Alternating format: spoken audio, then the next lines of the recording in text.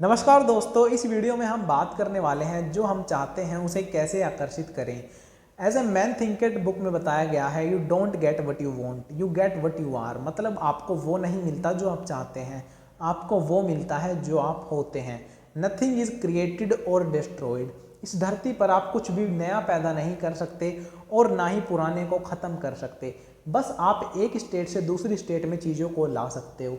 जिस प्रकार एक पानी हमारे पास मौजूद है, अगर हम इसे उबाल देते हैं तो ये भाप बनकर दूसरी स्टेट में यानी कि वेपर फॉर्म में चला जाएगा।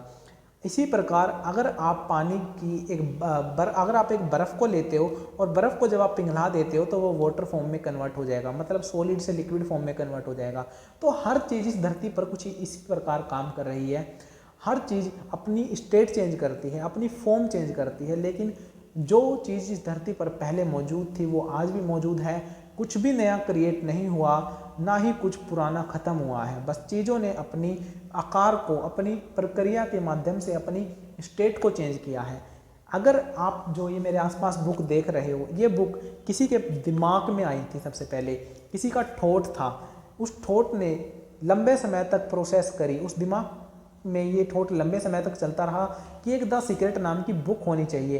किसी के दिमाग में ये ठोट आया, जब उस इंसान ने लंबे समय तक अपने थॉट को अपने दिमाग में रखा, उसके बारे में सोचा विचार करा, तब जाकर आज के दिन ये बुक हमारे पास मटेरियल फॉर्म में अवेलेबल है। आपके आसपास मौजूद हर एक चीज़ इसी प्रकार है। आपका मोबाइल किसी ना किसी के दिमाग में आया होगा कि यार एक टच वाला मोबाइल होना चाहिए।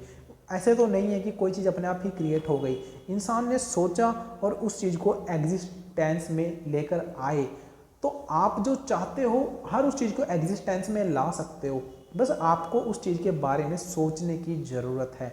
हर चीज़ नॉन फिजिकल वर्ल्ड से क्रिएट हुई है। नॉन फिजिकल वर्ल्ड वो है जिसे कि हम अपनी इन दो आँखों से देख ही नहीं सकते। जब हम अपनी आंखें बंद कर लेते हैं और जब हम उस चीज़ को देख पाते हैं जो हमें चाहिए, वो नॉन फिजिकल वर्ल्ड है। जिन्हें आप अपनी आंखों से नहीं देख पाते, बस अपने दिमाग में देख पाते हो, अपने दिमाग में पिक्चर कर पाते हो। जरा आँख बंद करिए और उस ज़िंदगी को एक बार देखना शुरू करिए जो आप पाना चाहते हैं। आपको वो ज़िंदगी दिख रही है, वही नॉन फिजिकल वर्ल्ड है। और हर चीज़ नॉन फिजिकल वर्ल्ड से ही इस फिजिकल वर्ल्ड में आती है। लेकिन हमारी प्रॉब्लम यही रहती है कि हम फिजिकल वर्ल्ड में डायरेक्टली देखना स्टार्ट करते हैं कि लॉ ऑफ अट्रैक्शन से हमें 1 लाख रुपए महीना चाहिए। अच्छा, हमने एक प्रोसेस करी, एक बार सोचा और हमें तो दिख ही नहीं रहा क्योंकि हम तो बाहर देख रहे हैं। लेकिन ऐसा कभी नहीं होगा जब तक वो चीज़, वो थॉट, वो सीड आपके सबकॉन्शियस माइंड में इम्प्लांट नहीं होगा। वो पेड़ कैसे बनेगा? तो पहले तो उसे सबकॉन्शियस माइंड में फीड करना होगा, सबकॉन्शियस माइंड तक पहुंचाना होगा। अच्छे से मिट्टी को खोद के, उस बीज को दबा के, मिट्टी को ढक के, उस पर पानी डालकर, सनलाइट डालकर, तभी वो एक पेड़ बनना स्टार्ट होगा। तो जब आप अपनी आंखें बंद करके उस चीज़ को विजुअलाइज कर रहे हो, मतलब आप उस सीड को अपने सबकॉन्शियस माइंड में इम्प्लांट कर रहे हो। जितने लंबे समय तक आप उस पिक्चर को विजुअलाइज कर रहे हो और कंसिस्टेंस बेसिस पर कर रहे हो, वो सीड इम्प्लांट हो रहा है आपके सबकॉन्शियस माइंड में। और जो सीड बोया गया है वो ज़रूर आपके द्वारा ही काटा जाएगा। अगर आप अमीरी के ठोट अपने दिमाग में बो रहे हो तो डेफिनेटली फसल भी आप ही काटोगे। जैसा आप बोओगे वैसा काटोगे। आपके ठोट ही आपके बीज हैं। तो ज़रा चेक कर लो कि आप कैसे बीज बो रहे हो, ताकि फसल भी आपको वैसी ही काटनी पड़ेगी। तो जैसी फसल आप काटना चाहते हो वैसे ही बीज अपने सबकॉन्शियस में बोना शुरू करिए।